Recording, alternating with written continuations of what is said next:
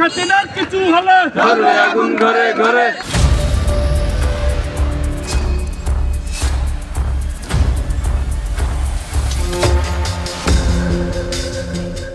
রাজধানী ঢাকার এখনকার রাতগুলো যেন অদৃশ্য আতঙ্কে ঢেকে গেছে। কারা যেন শহর জুড়ে আগুন, ককটেল বিস্ফোরণ আর পালানোর অদ্ভুত সব ছক এঁকে রেখে যাচ্ছে।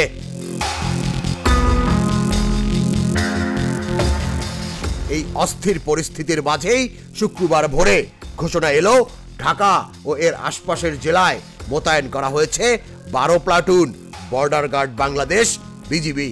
বিজিবির জনসংযোগ কর্মকর্তা শরীফুল ইসলাম জানান, আইন শৃঙ্খলা নিয়ন্ত্রণই এখন সর্বোচ্চ অগ্রাধিকার।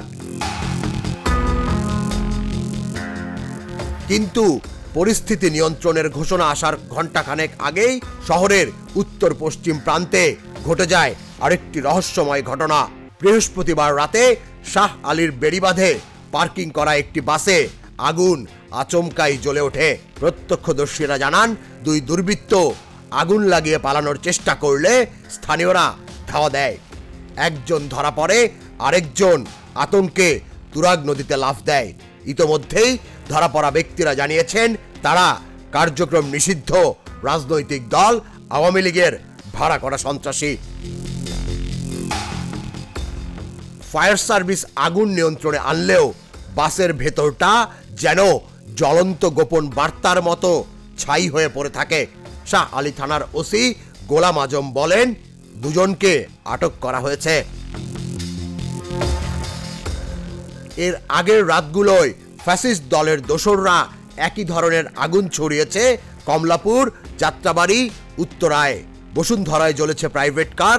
মিরপুর থেকে মৌচাক, কোনো এলাকা এখন আর নিরাপদ নয়। এমনকি পুলিশের দিকেও ককটেল নিক্ষেপ করেছে কার্যক্রম নিষিদ্ধ দলটির নেতাকর্মীরা। পুরো দেশ যেন এখন আওয়ামী সন্ত্রাসীদের গুপ্ত হামলার অদৃশ্য খেলায় বন্দী। এখন প্রশ্ন হলো, এই আগুনের ছক কি কেবলই অরাজকতা, নাকি আরো বড় কোনো অন্ধকার পরিকল্পনার শুরু?